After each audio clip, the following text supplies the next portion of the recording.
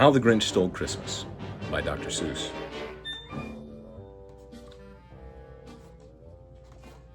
For Teddy Owens. Every Who down in Whoville liked Christmas a lot. But the Grinch, who lived just north of Whoville, did not. The Grinch hated Christmas, the whole Christmas season. Now, please don't ask why. No one quite knows the reason. It could be his head wasn't screwed on just right. It could be, perhaps, that his shoes were too tight. But I think the most likely reason of all may have been that his heart was 2 sizes too small.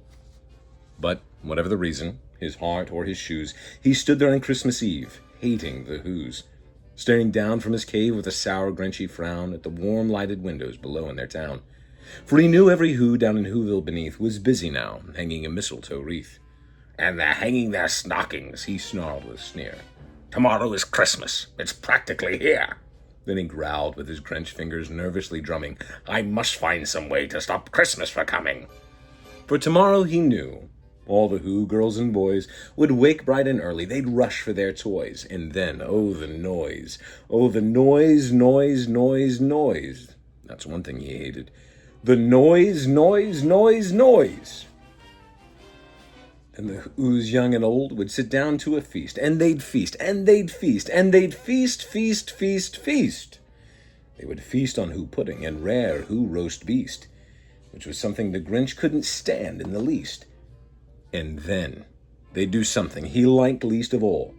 Every Who down in Whoville, the tall and the small, would stand close together with Christmas bells ringing. They'd stand hand in hand, and the Whos would start singing. They'd sing and they'd sing and they'd sing, sing, sing, sing. And the more the Grinch thought of this Who Christmas sing, the more the Grinch thought, "I must stop this whole thing. Why, for 53 years I've put up with it now. I must stop this Christmas from coming. But how?" Then he got an idea. An awful idea. The Grinch got a wonderful, awful idea. "I know just what to do." The Grinch laughed in his throat, and he made a quick Santa Claus hat and a coat. And then he chuckled and clucked. "What a great Grinchy trick! With this coat and this hat, I look just like Saint Nick. All I need is a reindeer." The Grinch looked around, but since reindeer are scarce, there was none to be found. Did that stop the old Grinch? No, the Grinch simply said, "If I can't find a reindeer, I'll make one instead." So he called his dog Max, and he took some red thread, and he tied a big horn on the top of his head. Then he loaded some bags and some old empty sacks on a ramshackle sleigh, and he hitched up old Max. Then the Grinch said, "Get up!" and the sleigh started down toward the homes where the Whos lay a snooze in their town. All their windows were dark. Quiet snow filled the air. All the Whos were all dreaming sweet dreams without care. And they came to the first little house on the square. "This is stop number 1, the old Grinchy Claus hissed. And he climbed to the roof, empty bags in his fist. Then he slid down the chimney, a rather tight pinch. But if Santa could do it, then so could the Grinch.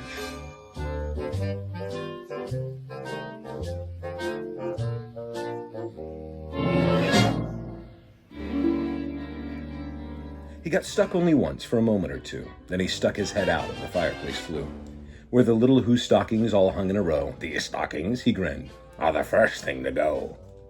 Then he slithered and slunk with a smile most unpleasant around the whole room, and he took every present. Pop guns and bicycles, roller skates, drums, checkerboards, tricycles, popcorn and plums. And he stuffed them in bags. Then the Grinch very nimbly stuffed all the bags one by one up the chimney. Then he slunk to the icebox. He took the Who's feast. He took the Who pudding. He took the roast beast. He cleaned out that icebox as quick as a flash. Why, the Grinch even took their last can of Who hash. Then he stuffed all the food up the chimney with glee. "And now," grinned the Grinch, "I'll stuff up the tree." And the Grinch grabbed the tree and he started to shove, when he heard a small sound like the coo of a dove. He turned around fast and he saw a small Who, little Cindy Lou Who was not more than 2. The Grinch had been caught by this tiny Who daughter, who'd got out of bed for a cup of cold water. She stared at the Grinch and said, "Santa Claus, why? Why are you taking our Christmas tree? Why?" But you know, that old Grinch was so smart and so slick, he thought up a lie, and he thought it up quick. "Why, my sweet little tot," the fake Santa Claus lied, "there's a light on this tree that won't light on one side. So I'm taking it home to my workshop, my dear. I'll fix it up there, then bring it back here."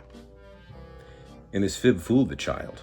Then he patted her head, and he got her a drink, and he sent her to bed. And when Cindy Lou Who went to bed with her cup, he went to the chimney and stuffed the tree up.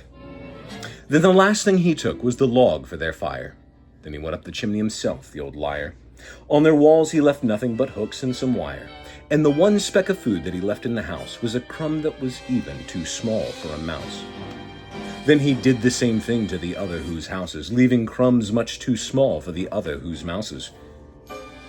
It was 1/4 dawn, all the Whos still abed, all the Whos still a snooze when he backed up his sled. Packed it up with their presents, the ribbons, the wrappings, the tags and the tinsel, the trimmings, the trappings. 3,000 feet up the side of Mount Crumpet, he rode with his load to the tip-top to dump it. "Pull, pull to the Whos," he was Grinchishly humming. "They're finding out now that no Christmas is coming. Why, they're just waking up. I know just what they'll do. Their mounds will hang open a moment or two. Then the Whos down in Whoville will all cry boo." "That's a noise," grinned the Grinch, "that I simply must hear." So he paused, and the Grinch put his hand to his ear. And he did hear a sound rising over the snow. It started in low, then it started to grow. But the sound wasn't sad. Why, this sounded merry. It couldn't be so, but it was merry, very. He stared at Whoville. The Grinch popped his eyes. Then he shook. What he saw was a shocking surprise. Every Who down in Whoville, the tall and the small, was singing without any Christmas presents at all. He hadn't stopped Christmas from coming. It came. Somehow or other, it came just the same. And the Grinch, with his Grinch feet ice cold in the stove, stood puzzling and puzzling. How could it be so? It came without ribbons. It came without tags. It came without packages, boxes, or bags. And he puzzled 3 hours till his puzzler was sore. Then the Grinch thought of something he hadn't before. Maybe Christmas, he thought, doesn't come from a store. Maybe Christmas, perhaps, means a little bit more. And what happened then? Well, in Whoville, they say that the Grinch's small heart grew 3 sizes that day.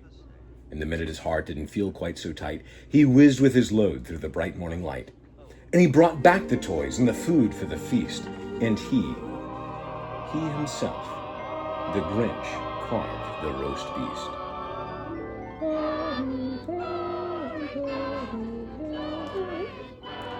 The end.